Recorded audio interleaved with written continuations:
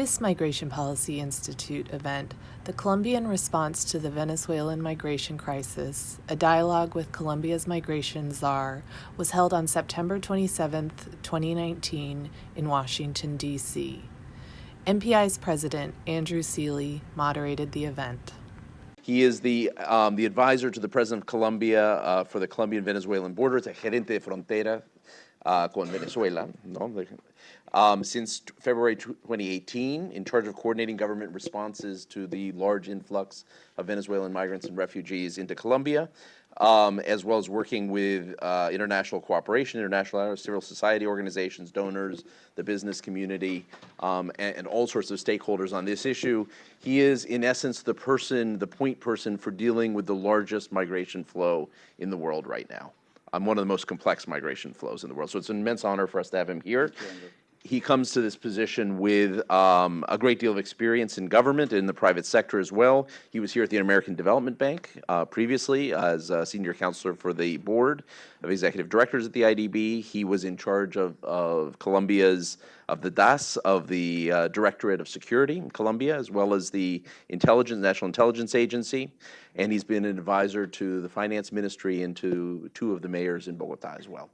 So, Felipe, it's really great to have you here. We've spent a lot of time over the last few months talking about your response. I should say, by the way, thank you to the American Dialogue. This is a co-sponsored event of the American Dialogue and Migration Policy Institute. And so great to have Michael Camilleri here. Great to have Natalia here, my colleague from MPI. And I'll introduce each of them separately in a moment. But Felipe, we've spent a lot of time talking about you really are managing one of the largest crises, but as you always say, also a huge opportunity if you look at the long term in Colombia. And so why don't we open it up?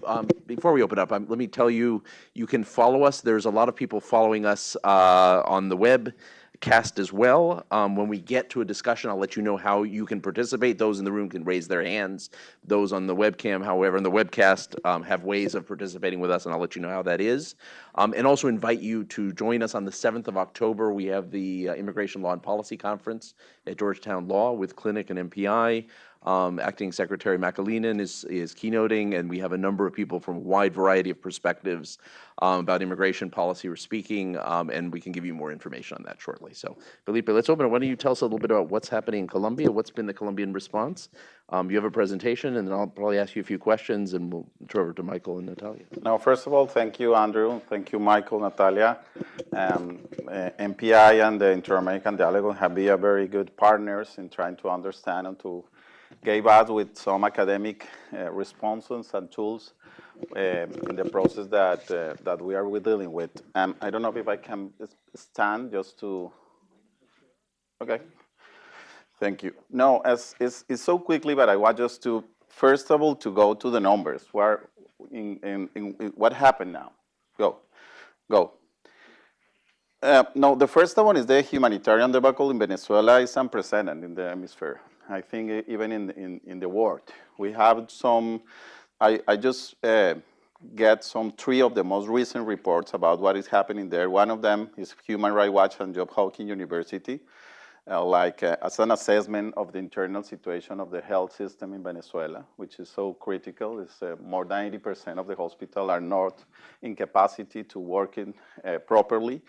The second one is the recent report organized by the Office of the High Commissioner for Human Rights, which has a lot of information about what is happening inside Venezuela.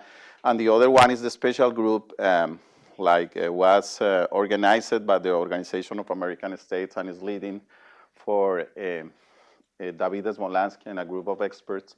And they recently launched also a report about what is happening there. And what we are seeing now that is the Venezuelan Exodus has reached 4.3 million, according to the last numbers of the International Organization for Migration and UNHCR, which transformed this migration crisis in the second more complex and second more, the more people are fled from Venezuela in the last 2.5 years.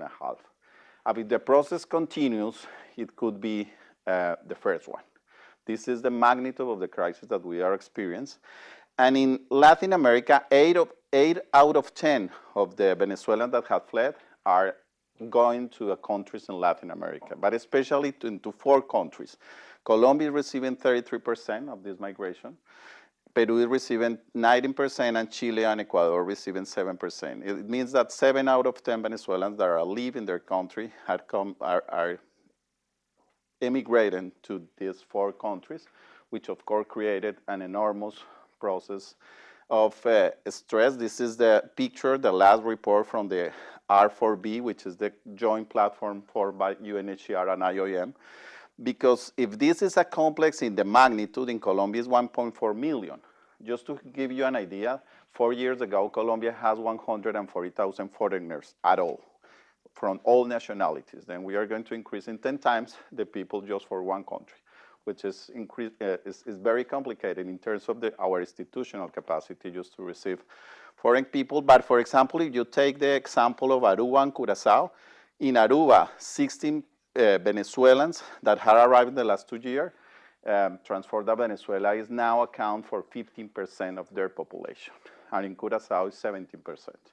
Then it's not only a problem for Colombia, it is a situation very critical for the region, and not only for the South American region, but also for the Caribbean region and for all the Latin America. But Colombia has a very special feature about this condition, because it's not only a way of destination of migrants, more than 1.4 million, but also it's a point of transit. More than 453,000 Venezuelans have entered to Colombia, have crossed Colombia, and even trying to go to Ecuador, to Peru, Chile, and to other countries. Of course, the recent decisions that have taken the government of Ecuador, on Peru and Chile, asking for visas, asking for requirements, have created a very complicated situation now in our south border.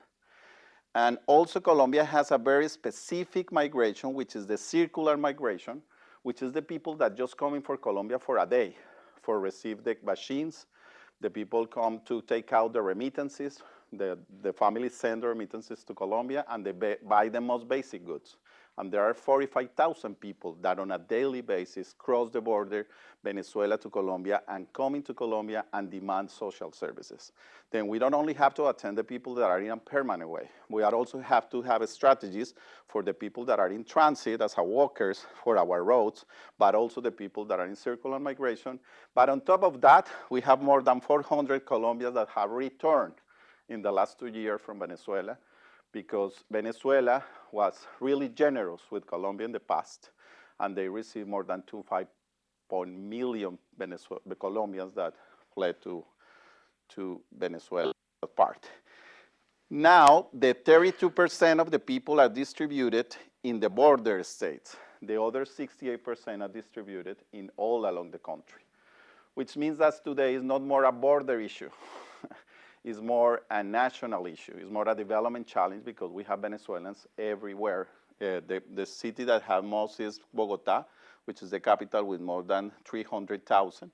But of course, the states in the border have a very heavy border in all this process.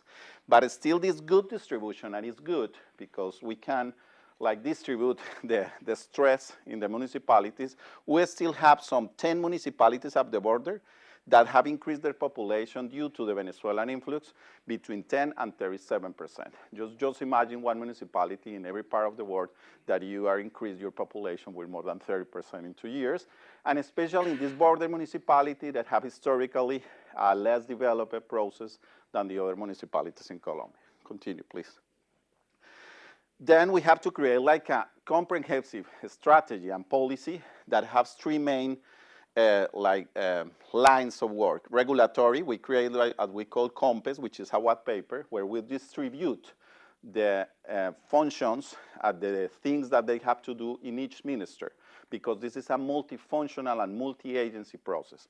And this is the reason that I be in presidency trying to coordinate all the national entities to give the response. This is not only a migratory process. This is a development challenge, and when you understand this, you can create a more comprehensive response in the institutional process.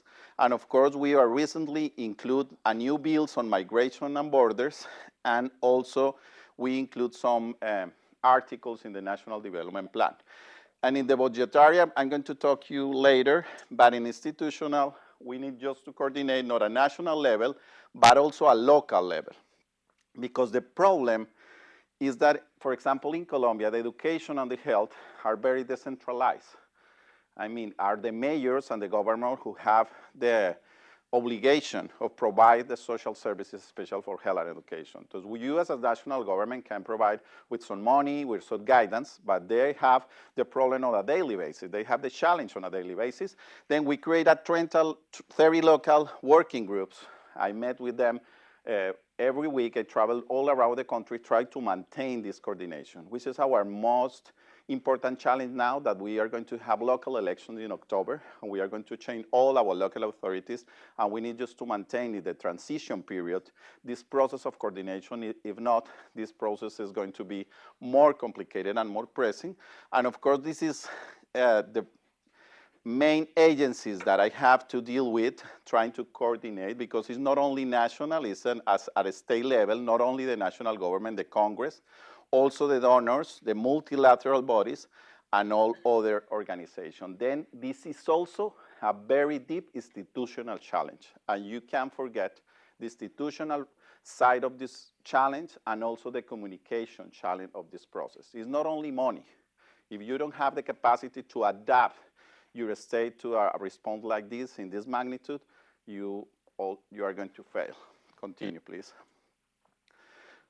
But what concerns me about it, this is a data analysis, which is a public opinion company that makes some research. And in November 2018, they asked inside Venezuela, have you considered leaving the country? 31% say yes. Now, in August, it's 46% of the people say yes. And of course, there are so many forecasts about how many people are going to leave. Nobody knows. But if this pace continue, we can reach 5 million people that have fled Venezuela in December of this year. Continue, please. Continue. Continue.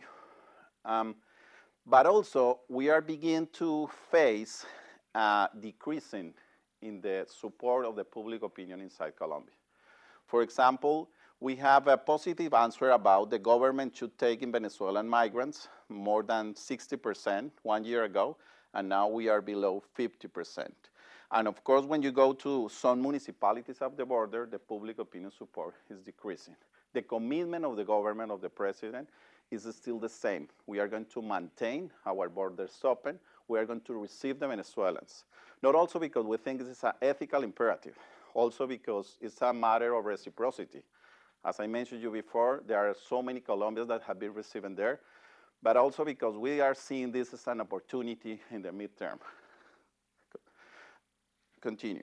What are the main things that we create in our policy? The first one, the first three set of policies are related to the humanitarian process. The first of them, and the most complicated, is the regularization of the people. This is like the port of entry if you want to make a comprehensive migratory situation. And we have regularized almost 600,000 people with special permits, which is known as a PEP, Permiso Especial de Permanencia, temporary permit, that allow the people to stay for 2 years. It's pretty similar than the PTP from Peru and for others that have been created in the countries.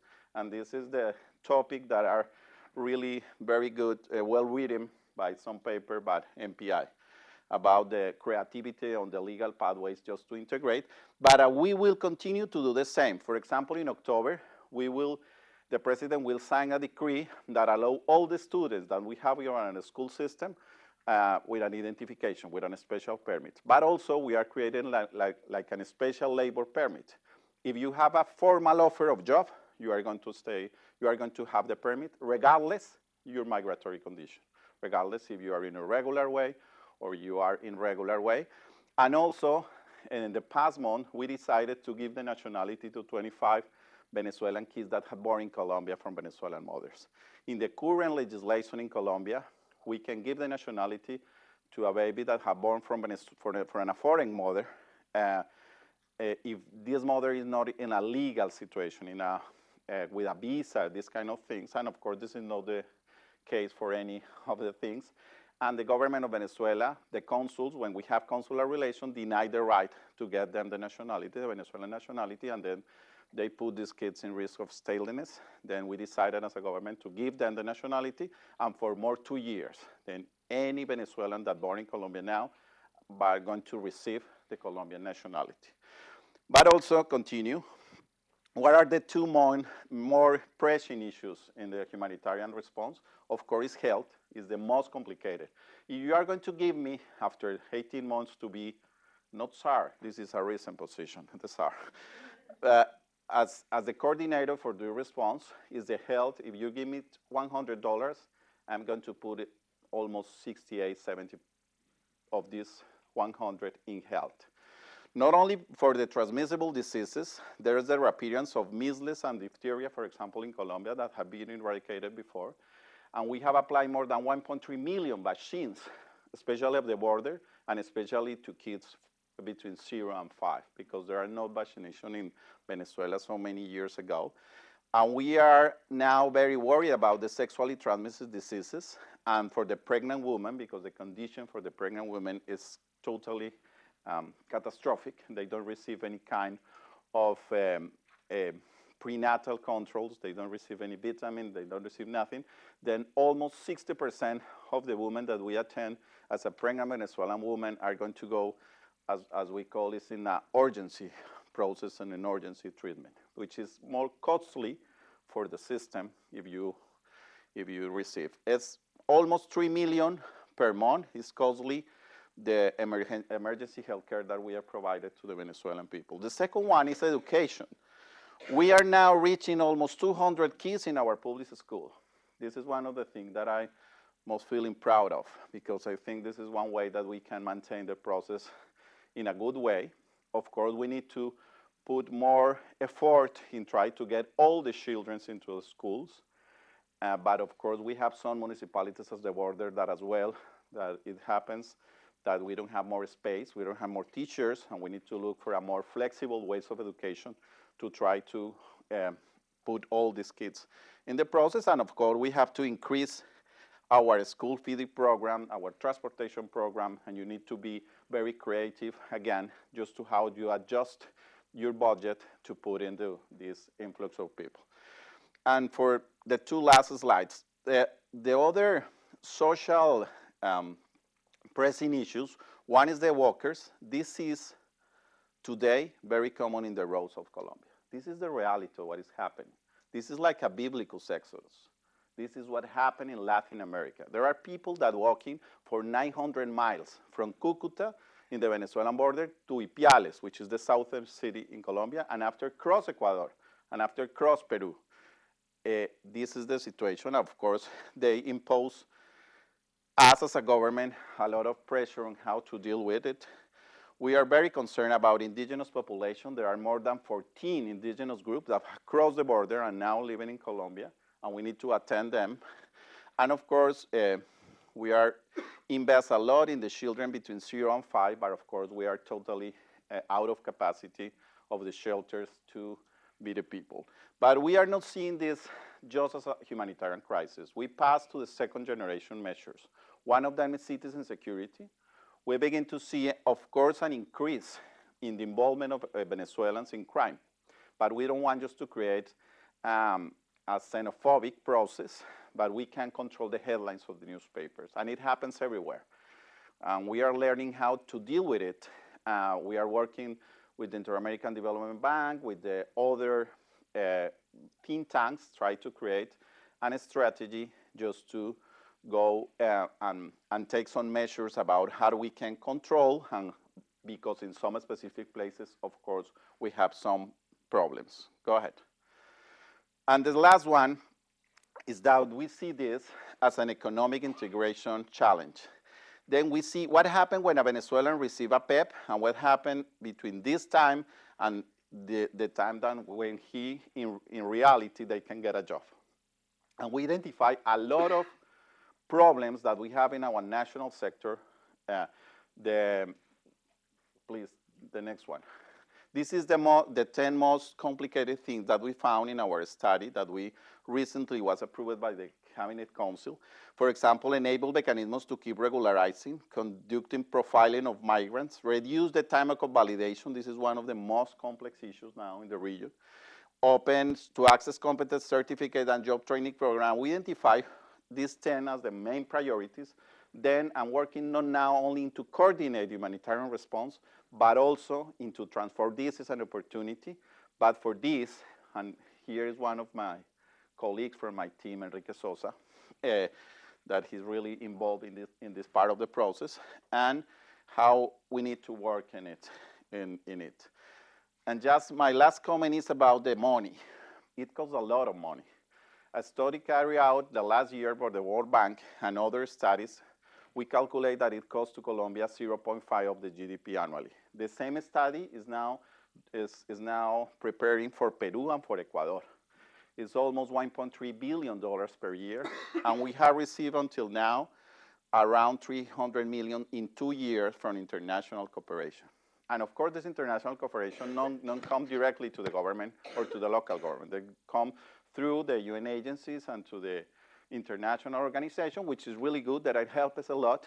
But of course, we are really underfunded in this process. And we are working with the World Bank, with the IDB, and with the CAF, and trying to find some innovative financial tools to try to get more money in the process. No, go. This is unprecedented. This is very critical for Colombia, for Ecuador, for Peru, for the region. This is moreover than a political debate. This is a humanitarian crisis, and we need to act more quickly. We need to call the international community that put more attention on this, and it could be a destabilization factor for the countries. We want to maintain the same policy. This is the commitment of the president. This is the reason that I'm here, trying to ask for money, ask for support, but also to work with the think tanks and the people that are working with these topics in other parts of the world, try to learn what are the best way to face this challenge. Thank you.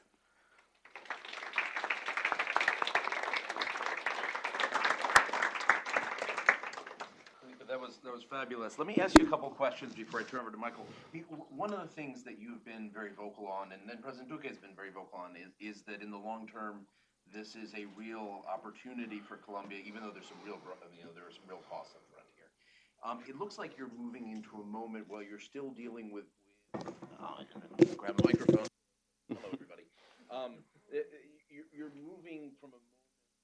You still have to deal with the immediate crisis. You still have to deal with people coming across with chronic diseases, people who haven't been attended to in prenatal situations, but you're also beginning to look at how you insert people in the labor market. And so you're moving from a PEP, which was sort of general for everyone, to a PEP which is around education and around employment. You're looking at things like titles, about how you actually recognize people's professional degrees, so you can unlock people's human capital. Talk a little bit about that transition. Let me first of all make some comment. This is not an effort from the national government alone. This is an effort for the local government, international organization, but especially the civil society and the NGOs.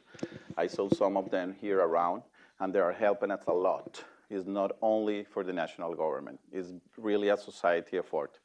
Yes, we are just trying to moving forward the humanitarian crisis and go into the economic inclusion. This is the reason that we prepared this specific research, trying to find the most pressing points and trying to get the people into the labor market. Even we had a very productive conference with the IDB and with 10th Partnership for Refugees, and trying to promote and to incentivize the private sector to get and to hire some refugees. But also, we create an special tax zone in the border states, right, to promote the investment of the private sector, because to the private sector, you can only go to say, please be nice and hire refugees. It not works.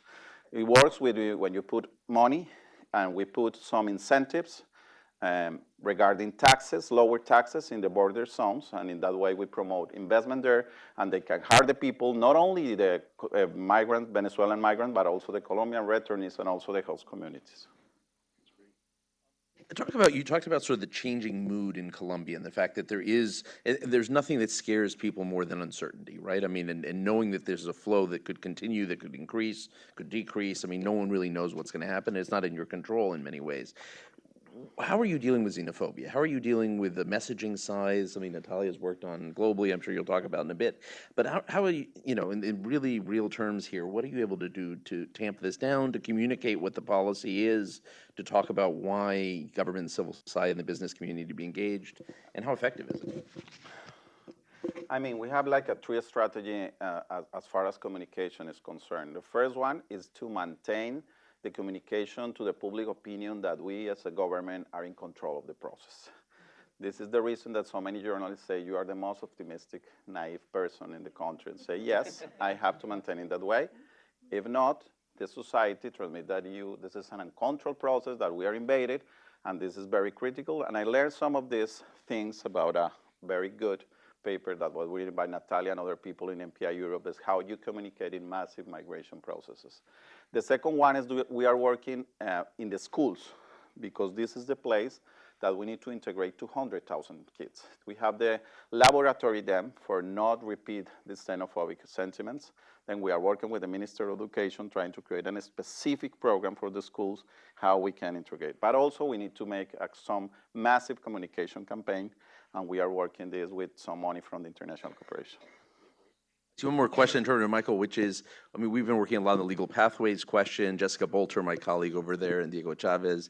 And Diego, actually, I've worked with you at one point in the past as well. What effect does it have when other countries in the region, we've seen Ecuador, Peru, Chile, put up entry requirements that weren't there before, visa requirements for people to come in. I don't want to put you in a diplomatic difficulties here, but how does that, just on the ground, what does that look like in terms of what happens in Colombia? No, I mean, in general, to mention any specific country, but in general terms, what we learn, not only in Colombia, but in other international cases, is in this kind of survival migration. And this is the name that Alexander Betts from the University of Oxford, one of the most leading experts in refugees and migrants, have called this migration. This is a survival migration. These things doesn't work. Not work the visa requirement, not work this kind of thing. The people are still passing for the regular pathways, and in that way you only contribute to the illegal economies, to the smugglers, to the sexual exploitation. You put the people in more risk. You can't control, you don't know what are the people that are coming in your country.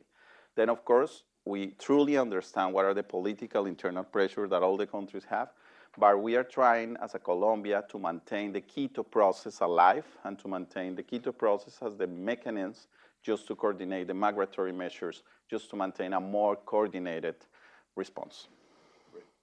Michael, I'm going to turn it over to you. I mean, Michael is not only our co-sponsor here, he's the director of the Peter Bell Rule of Law program at the Inter-American Dialogue. He's running a very important working group, a huge initiative on Venezuela, which has included Venezuelan migration, but has been looking broadly at Venezuela. Many of you know him from his work in the State Department, where he was the director of Andean Affairs, as well as an advisor in policy planning for Western Hemisphere.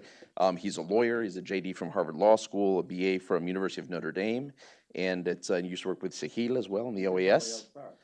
Yes, so you, Sahil, we have Paco over here from Sahil. So dive in, Michael, put this in context. I mean, how big a situation is, how's Colombia responding? What can you tell us? Yeah, thanks, Andrew. It's great to be here, great to partner with you and your team, and really honored to be with Felipe. I think the one thing perhaps that some time in government gave me was an appreciation for public servants who can combine principle and pragmatism, who can stick to doing what's right, understanding the politics, but not being trapped by them or paralyzed by them. And I think Felipe is really an example for that, one of the heroes of what is a very difficult story. So really honored to be with you all, and especially with Felipe. I'm no longer a diplomat, so I can maybe be hopefully both brief and blunt, and address some of the issues that poor Felipe had to skirt around. So I'm just going to say maybe three things to help perhaps regionalize the conversation a little bit, and hopefully complement what Felipe said. I think the first thing is we always have to start this conversation by acknowledging just the incredible solidarity that we've seen in Latin America, which contrasts strikingly with what we've seen in some other, in some cases, much richer parts of the world. And I say that not because the response has been perfect. I think we all understand that the asylum systems in the region are very weak, that the regularization programs have been ad hoc, that xenophobia is emerging. So clearly some serious challenges, but overall, we're 4 million plus migrants and refugees into this challenge, and for the most part, borders have remained open, and there has been an effort to be creative about trying to integrate Venezuelans into neighboring countries, especially within South America. And Colombia, of course, is at the forefront of this, not just in terms of the numbers that Felipe showed us, but I think in terms of the creativity of policymaking, the foresight in making this shift that you mentioned, Andrew, from a strictly kind of humanitarian response to one that thinks about sustainable solutions and long-term integration. So I think that's a testament to Felipe's leadership and also the policies of the successive governments of President Santos and President Duque, who I heard this morning, and again, I think was very strong on this issue. The second thing I'll say, and notwithstanding the first, is that clearly this generosity and solidarity is beginning to fray. I think we need to be honest about that. The sheer weight of the influx, of the unrelenting exodus of Venezuelans is beginning to put real strain on the response of countries in the region. I think we see this very clearly in, as you mentioned, the decisions by Peru, Ecuador, and Chile over the summer to impose visa requirements. We see it in some of the polling data and anecdotal evidence of rising xenophobia. And we hear growing concerns about the impact this may begin to have on politics in the region, especially in local elections. We published it through our Venezuela working group that you mentioned, a report last year around this time called No Strangers at the Gate. And in that report, what we warned of was the potential for an emerging race to the bottom, in which countries began to sort of unilaterally, if not cut off migration from Venezuela, at least take steps to restrict it. And the scenario that we envisioned was one in which Colombia would be most negatively affected by that, as the country with a 1,400-mile border with Venezuela, an obvious kind of bottleneck in the event that countries began to sort of do this, and probably the primary victim of the illicit economies that Felipe mentioned that are assisted when migrants are forced into kind of some of these illegal pathways or undocumented pathways. I think it's fair to say that this negative scenario is no longer a scenario, that it's sort of an emerging reality, and we need to wrestle with that. The pathway sort of out of this race to the bottom was never going to be easy. I do think it was clear and remains clear. It is a coordination and eventual harmonization of migration policies among countries in the region. That, again, was never going to be easy. I think the Quito process was the right kind of forum, or had the potential to be the right forum for this to happen, for burden sharing to emerge as a result of this harmonization. I think the Quito process, speaking frankly, may have had its merits, may have accomplished some useful things, but on this particular score, I don't think it's succeeded. I think it's been a failure, and that is, I think, to the region's detriment and certainly to Colombia's detriment. And so the final thing I'll say is just maybe a couple things about where we stand and where we're going in the future. You all, I think, MPI put this very well in a report you published earlier this year. You talked about out-of-the-box thinking and fresh resources, and that I think is probably what we're going to need in this region. That the response is going to look quite different than it has in some other areas of the world. I'm sure Natalia can speak to this much more effectively than I can, and I think Felipe certainly alluded to this when he talked about things like creative financing. But the window for policy harmonization is, I think, closing, maybe not closed, but it's going to take some real political leadership to kind of jam that open. Here, I would point at least one figure at my own country. I think the United States, through our own migration policies, including the failure to grant TPS to Venezuelans, has sacrificed any claim to leadership on the moral and diplomatic front on this particular issue, even though it's been a significant donor in terms of the humanitarian and refugee response. It is striking to me that there has not been a donors conference on Venezuela yet. Years into this crisis, the UN's response plan is, I think, only 35% funded, and even that plan, I think, doesn't even begin to get at 30%. Doesn't begin to cover some of the significant financial needs that Felipe alluded to. there may be glimmers of kind of emerging creativity. The Latin American Business Summit on Refugees that took place earlier this week in New York. I assume you were there. I'm sure some of you all were. This is the 10 Foundation. I think the IDB was involved. You're beginning to see the private sector step forward and make commitments. That, I think, is positive. I've spoken to people in private equity that are talking about social investment funds that would help to deal with things like housing shortages for refugees. So we at the American Dialogue are working on looking at how you might seize the proceeds of Venezuelan corruption that have been deposited abroad and then repurpose those for refugee and migrant assistance. So there's going to be, I think, a need for much more of this out-of-the-box thinking, Andrew, as you have all put it, going forward. And the last thing I'll say is this won't be news to anybody in this room, but I think it bears repeating that this is a man-made crisis, that the root of this challenge and ultimately beginning to solve this challenge is the political situation in Caracas. And so even as we remain, I think, very and rightly focused on helping those who are fleeing persecution and poverty and disease in Venezuela, we need to remain committed to shifting the political dynamics that gave rise to this challenge in the first place. So stop there. Thanks. Thank you, Michael. That's great. Let me recognize since the Natalia Benoescu-Bogdan, who is the Associate Director of our International Program, as well as a non-resident fellow at MPI Europe, works very closely with our MPI Europe office in Brussels. She is an expert on identity, on communication about migration, on social cohesion issues, has been at MPI for 11 years. Yeah. You are the historical memory of MPI, certainly one of the historical memories of MPI. There are a couple others. And went to the European University to study nationalism, right, to study national identity, as well as... topic at the time. Yes, and it has become so important. It has a BA from University of Pennsylvania as well. And the Central European University, and worked at the Brookings Institution before coming here. So Natalia, great. Put this in sure. Comparative perspective. You work on these issues around the world, so tell us. Thank you, and thank you to Felipe for joining us and Michael for your insightful comments. As Felipe mentioned, the Venezuela crisis is second only to the Syrian displacement, and as discussed, the numbers could really exceed the outflow from Syria in really just a year or two. So I want to talk a little bit about what we can learn from this other massive displacement in the world.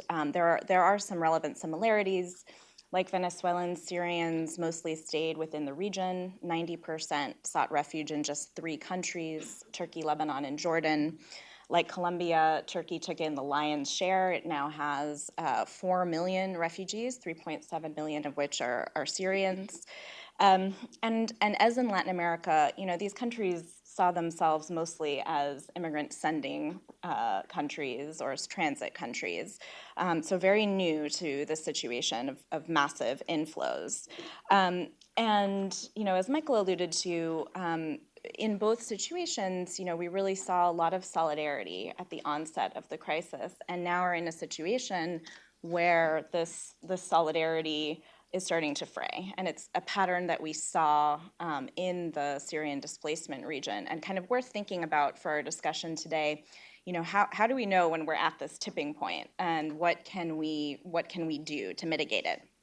So I just want to draw out a couple of things about what we might learn from the Syrian crisis that could be useful for Colombia, could be useful for the rest of Latin America. So I'll just make 2 broad points. So one is the consequences of some of these alternative frameworks for legal status, and in particular this tension between temporary and permanent stay. And 2, how do we make the case for investing in migrants and refugees, which, as Felipe mentioned, is really where we're putting a lot of our energy and thinking about the future. So first of all, in both regions, there was really a striking diversity in the access to legal status, benefits, and public services. that migrants and refugees received, depending on where they went. One of the key differences is that most Syrians did receive some kind of international protection status, even in countries that were not signatories to the 1951 convention. So this, and worth mentioning also that they received prima facie status in Turkey. So this is a way of bypassing these cumbersome individual status determination procedures that can really overwhelm fledgling asylum systems. And of course, by contrast, very few Venezuelans have used the asylum system. Now this could change, and I think is changing as other legal routes close. The other key difference, which Michael spoke to, is that in the Middle East, responses were very much rooted in national legal and political contexts, and there was not this same regional response. So I think there is an opportunity here, particularly as the newcomers speak the same language. They share a similar culture. There's a response to weave these things together in a way that we didn't see with Syria. And so just to speak a little bit more about some of the trade-offs between the temporary and permanent status, we've really seen a lot of countries kind of seesaw between treating newcomers as guests and thinking about them and sort of acknowledging that people are here to stay. So when Turkey started offering status to Syrians in 2011, it actually did this on the express condition that it would not lead to a permanent stay. And the government sort of walked a very fine line in communicating this, deliberately avoided using the word permanent, but at the same time, adjusting policies over time to acknowledge that we're really thinking about people are being here for decades rather than months. So one example of this is the education systems. They had originally set up temporary education centers for Syrian children and quickly realized that they needed to integrate them into Turkish schools. So this is a sort of delicate dance. They were talking about integration and planning for it without ever using the word integration. They used the term social harmony and framed these so-called harmonization policies to get Syrians into work and school as more of a kind of stepping stone to self-reliance, which is a subtle but very different framing. So just to sort of address, what may be obvious is, why is it a problem to signal that people are only here temporarily? And I think as Felipe powerfully, made this point, you really deal integration a mortal blow when you keep people in legal limbo for any amount of time. We know that limited access to legal status is a leading cause of poverty. Keeping people on temporary permits that have to be renewed in a year or two just creates opportunities for people to fall through the cracks. And of course, large numbers of Venezuelans are, of course, working in the informal economy. And there's really a practical issue here. 78% of all refugees in the world today are in protracted situations, which means they've been displaced for 5 years or more. Prospects are not great for their returning. So making policy plans as if people are going to go home is simply not the right strategy. So the second point is, how do you make the case, right, for investing in migrants and refugees? So on one hand, you have to create the infrastructure for newcomers to thrive from the first possible moment without sparking tensions in the host population. But publics might not be ready to accept that people are here to stay from the first possible moment. And so I think what we can learn from Turkey's experience was that it really took time for the public to kind of mature into the idea that people weren't going home. And, we heard from policymakers that if you had announced immediately an integration policy for Syrians, there would have been an enormous backlash. The public simply wasn't ready. And so, I think we can learn from this experience of having to wade into very delicate waters, as you alluded to open up equal access to institutions in a way that creates the conditions for effective integration without creating competition between natives and newcomers. And I'll just say another example and end on this. When Turkey did open up formal work permits to Syrians in 2016, there was actually very little take-up of this. So, another thing worth noting is that the legislation isn't enough. You have to create incentives for both employers and workers. We've seen all over the world that when permits are cost prohibitive or when these processes are too cumbersome, people will simply circumvent them. Last I checked, I think only 25,000 Syrians in Turkey actually had work permits. So just to end by saying that this long-term integration is a delicate political dance. It's not just about infrastructure. It's about incentives, and it's very much about framing. Thank you, Natalia. That's great.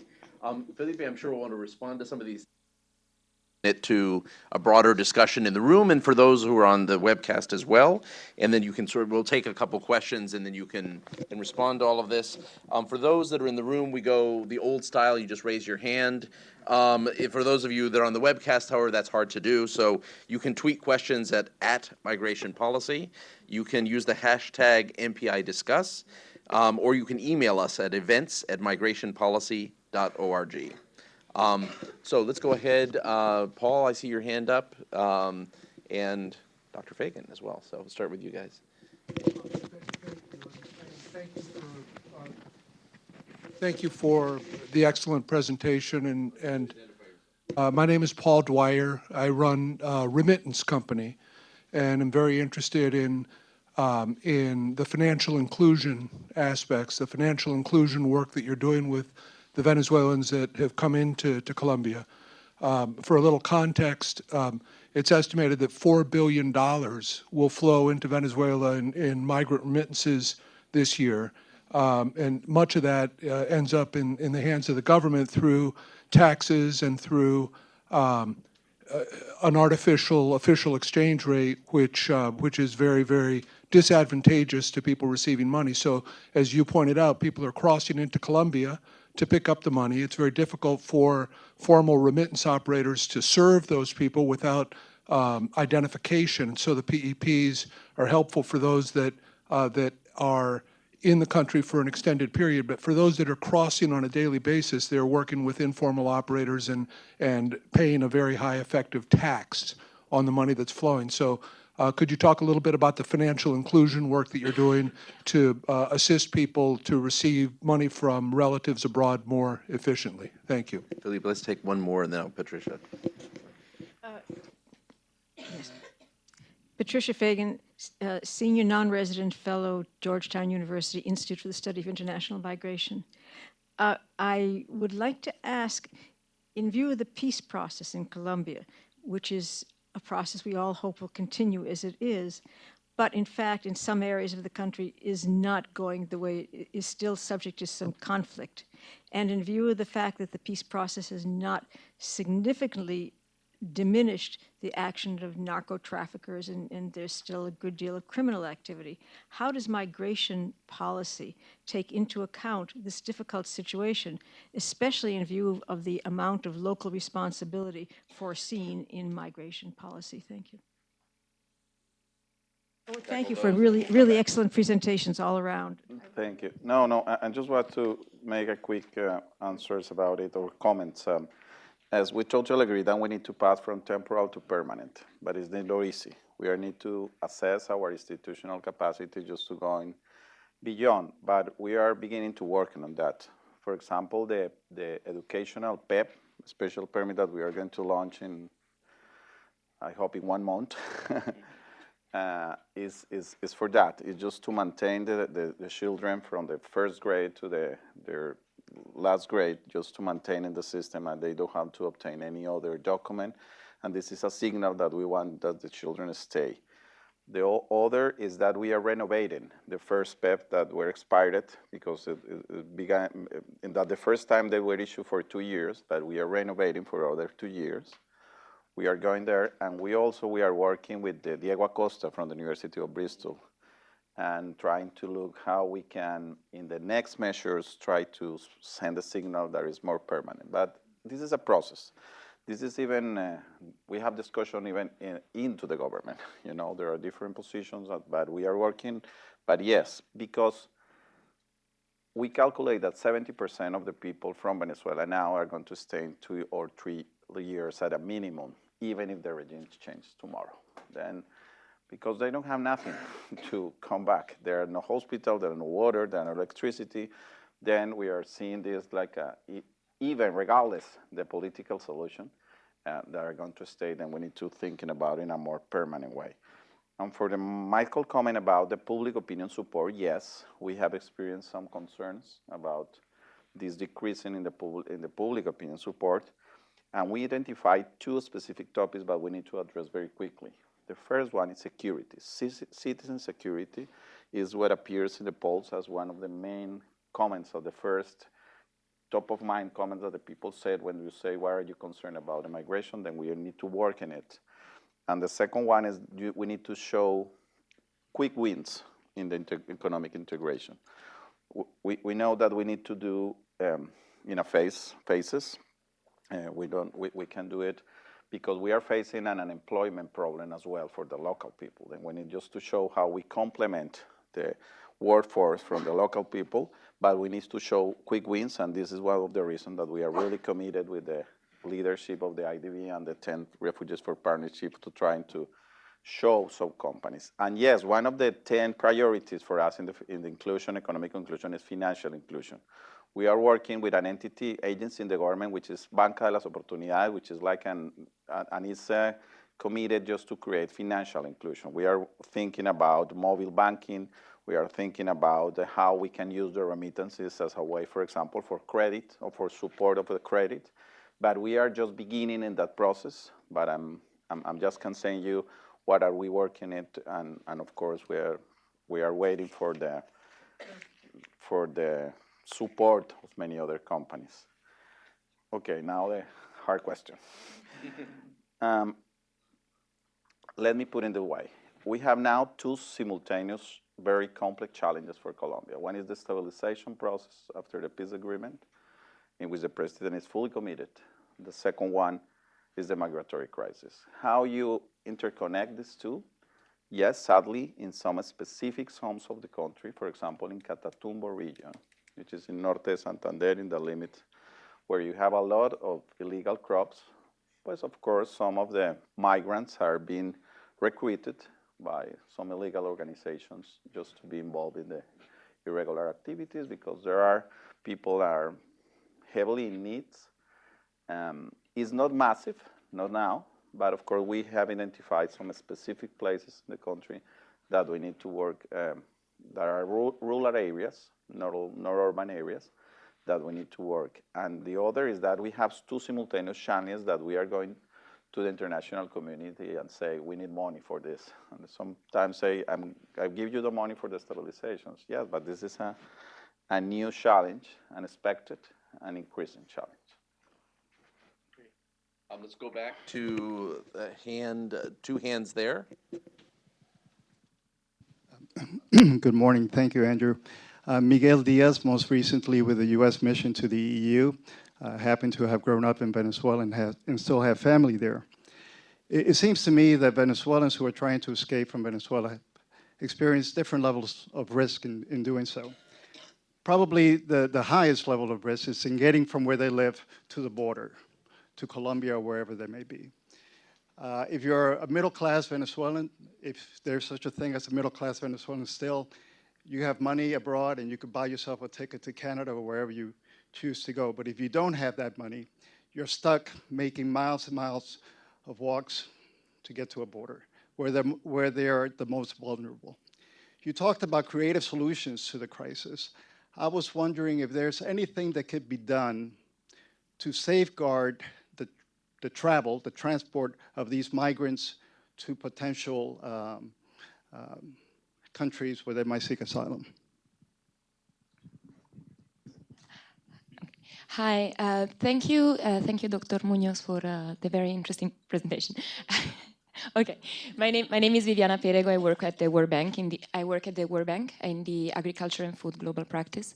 We're actually in my practice performing a study of how Venezuelan migrants could be integrated into jobs in the agriculture and food system.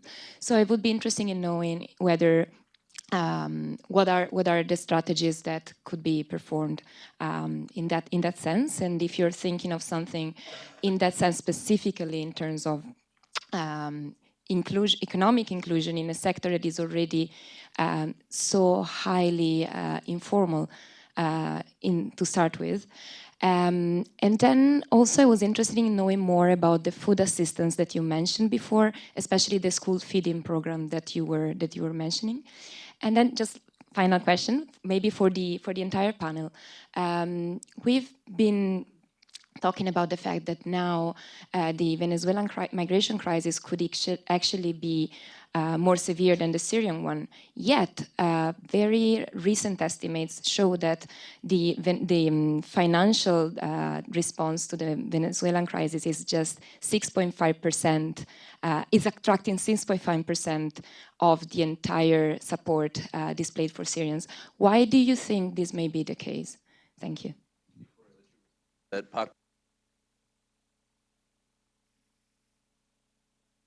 Thank you very much. My name is Francisco Quintana. I currently coordinate a group of civil society across the region, more than 70 organizations, to respond to the migration crisis. And in that regional aspect, I would like to ask Felipe for some support for the Quito process. This is Quito 5. And I don't know if you here at the room know how to participate in that Quito process, because I've tried in the last 4 and I haven't been very successful. In Argentina, there was some space for civil society, but the request is if Colombia, as you showed in your slide, this is a multi-coordinated response. So you have civil society, religious groups, private sector. So now that the meeting will be in December in Colombia, it will be really important to open a process where we can present reports, informs, and even comments and participate in that process. So my question is this feasible for this meeting? Thank you. Back to you. No, first of all, thank you for your reports and for your support, and all you on behalf of all the civil society in Colombia, the Red Cross, the Catholic Church, all the civil society have been play incredible role in the response. Second, my answer is yes. Of course, I'm not the organizer of the Quito process meeting. It's more the Minister of Foreign Affairs, but I'm going to let them know that this is your request as a civil society coordinator, and I think that it could be absolutely logical that you have there and a space just to discuss and to put your thoughts on them. Thank you. For the World Bank, we are very close to the World Bank working on that process. You maybe already know. Yes, we need to think about how we integrate the people into the agricultural process. For example, the coffee production. It was, ¿cómo se dice? Recolectar. Harvest in the majority for Venezuelan people, but of course in an informal way. And we are working with the coffee producers, the banana producers, because you don't find enough local people just to work in this kind of thing in the rural areas. It's for flowers, for coffee, and for banana. We are working with this association of companies, trying how we can create, for example, an agricultural permit. That it was one that was used in Venezuela so many years ago for the Colombia that have fled from Colombia to Venezuela. Then we are trying just to recover that story and trying to thinking about how we can create a process like this one. And for the school feeding program is the most main complex things. But we have received a lot of international support, especially for World Food Program, from World Food Program, and they are helping us trying to increase the capacity, but we are still below the needs of the school feeding program and in that process. And Miguel, I think the walkers is our failure. We don't want just to create like a very nice road. We want the people in buses But this is my idea. And when I say, for example, that we are going to people in buses to go to Ecuador, maybe they are going to create some very complicated relations with Ecuador, and it happened the same with Peru, then it's not so easy. We are just assess how many helping points are in the roads, and we identify with the International Organization of Migration 90 of them, and in sometimes with some very vulnerable population, we provide them with some transportation, but this is one of the most contested issues with the other countries. Yes, it costs. There are a couple of questions from people watching the webcast.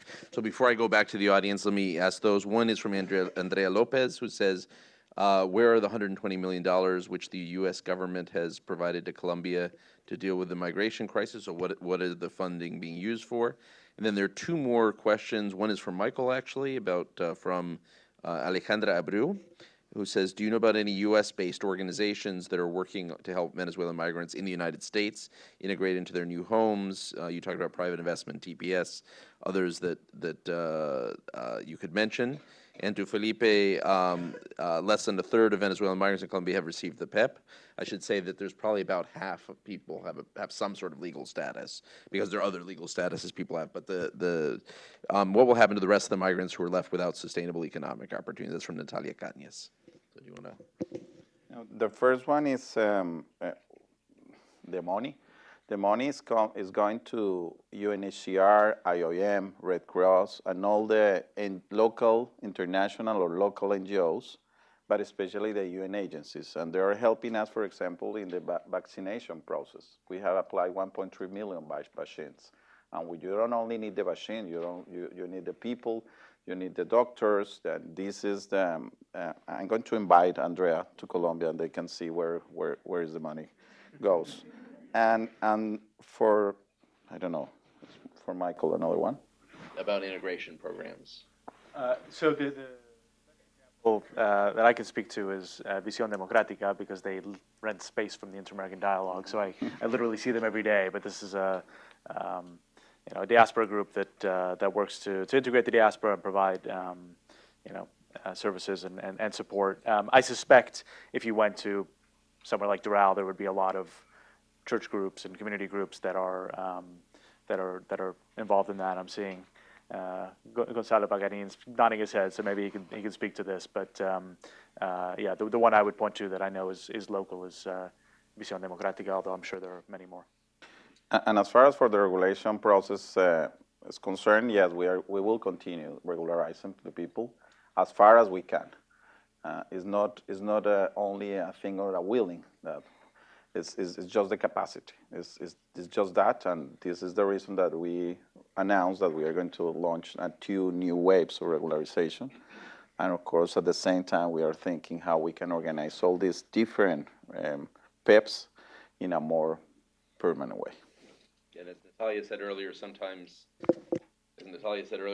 you have the political reality changes over time, and so you have to measure it politically. This may have gone out. Okay, our last round of questions here. We'll just take everyone that has urgent burning questions here, so you get to go. Hi, thank you very much for your presentation and for what Colombia really is doing in terms of looking forward. I'm Jacqueline Maza. I'm a professor at Johns Hopkins University SAIS. I'm also a former labor market specialist with the Inter-American Development Bank, and that's my question is really on. But I want to ask a labor markets question, because what we're seeing now is Colombia, which had been our regional leader in reducing informality and really returning to healthy economic growth rates, is now facing what we can say a massive new distortion in its labor market that's going to affect the rest of the region. That is, we're worried, in essence, about a reversal to a highly informal economy, which moves particularly low-skilled workers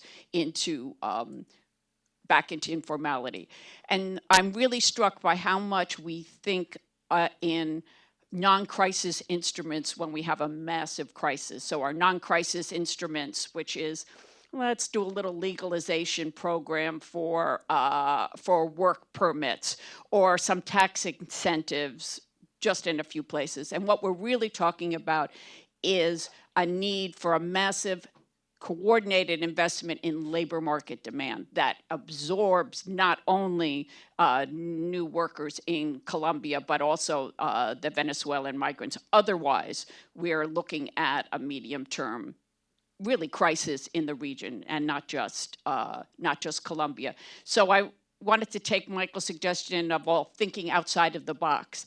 And if you could, in essence, ask the international community about what are the key issues or what are the key mechanisms that might change the way labor market demand crisis interest, how are we thinking about it? You talked about business investment. You've talked about some other things, but we're really talking about something much more massive and much more coordinated if we're really going to jump forward. That's a big question, but before that, I saw a hand over here as well. There's one in the back, one in the front, and there's one over here, and I think that's where we'll have to end. Hi, I'm Matt Potter from the Pan American Development Foundation, and I wanted to ask, according to UNHCR, many of the migrants that arrive to Colombia could be eligible to obtain refugee status, which would allow a kind of an alternative path to legality. Nevertheless, the actual number of migrants who obtain that is quite low. Is there any kind of national strategy to increase access to refugee status?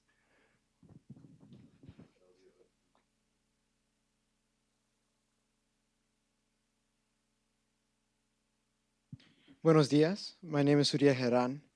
Thank you, Mr. Munoz, for your presentation. Thank you for the panel as well. My question actually regards back to a little interview that you provided in The Atlantic in July, that you had mentioned within your many books that you consult for information regarding other humanitarian crises, one about a Turkish novel referring to the Syria crisis. I'm curious, I always want to elaborate on the question that was given to you at the interview. What specific lessons, some of the ones that have been mentioned today, can you sort of point us to that you've learned from all these different crises, whether contemporary or historical, and how has that materialized in Colombia? So if you can just bridge some of those lessons and materialize that for us. Last question is the gentleman with the beard over here. I'm so glad I got the last question. I'm Gary Kleiman. I apologize for introducing myself to Felipe this way. I'm an emerging financial markets expert and a special advisor to the World Refugee Council. I've been advocating for years to use mainstream private financial markets across the board, debt and equity, to be able to raise hundreds of millions and billions of dollars for this response. We started to talk about private equity fund with Felipe. This was also a core recommendation in that Venezuela report. And I want to reinforce to Felipe in front of everybody here, we talk about out-of-the-box thinking and new financial mechanisms. Yet when it comes for the rubber to meet the road, we are ready at the World Refugee Council and with partners, our IAD and MPI and IDB and other friends, to systematically act as your arm for private financial market outreach to bring these new sources in.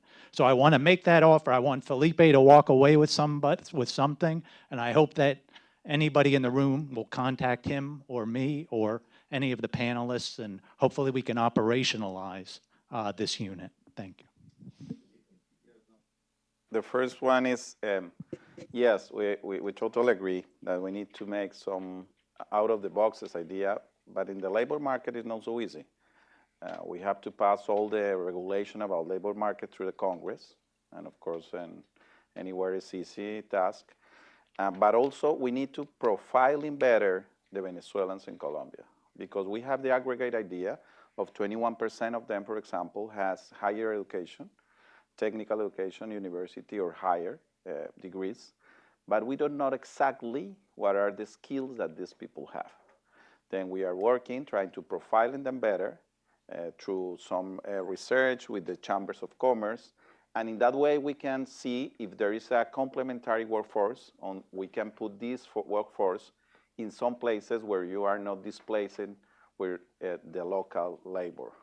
But we are just beginning this process. And in that way, we can see if we need a more structural changes I believe so. But we are a little behind that. We are just beginning just to profile it in a better way the capacities of the Venezuelans in Colombia. You have to remember that 10 years ago, Venezuela had more PhD than Colombia and in many other countries in Latin America. You can't forget that. The second one is about refugee status. No, we provide all the possibilities for the people, but the people don't ask for refugee status. I don't know why. I think there is not a long lasting tradition in Latin America about refugees. I think when the people approach to this process, my first months when I talk to all the people, so many people say, it's so easy to put a refugee camps and it's the solution. And of course, it's not the solution. It's the worst solution of all, at all. I'm not saying that. It's UNHCR in the report that say that is the last solution in some specific parts. But of course, we need to improve our refugee system, asylum seeker system, and this is one of the things that are in the new law that is present on the Congress to reinforce the refugee system. And you asked me about the interview in Atlantic. The novel is complicated, but what are the lessons that I have learned? I think three main ideas. The first one is this: a multi-agency response is not a migratory problem. When you approach the people and say you need to reinforce only migration, you are in the wrong way. You need to be this in the most high level of decision of the government. And this is the reason that I'm most be proud of, is that not only the former President Santos, when organized the first steps of this, and the President Duque, when decided just to put all the commitment in that, is just to create a coordination body at the presidency level, because you need to coordinate at least 10 or 15 agencies. And if you are in the same level of ministries, you never can achieve what you need, because it costs. It costs for some people, it costs even within the government. And the second one is you need to maintain a communication strategy. It's really critical that you, for example, find that some public officials have different views on the process. I mean, different views can do, but you have a communication strategy to the public. What is the government thinking about it? Of course, we have a very complicated debate inside the government, but when we have a decision and the president says something, everybody have to say the same thing. If not, you create a sentiment among the population that you are not coordinated about that. And yes, thank you for the World Refugee Council. We have maintained some preliminary conversations.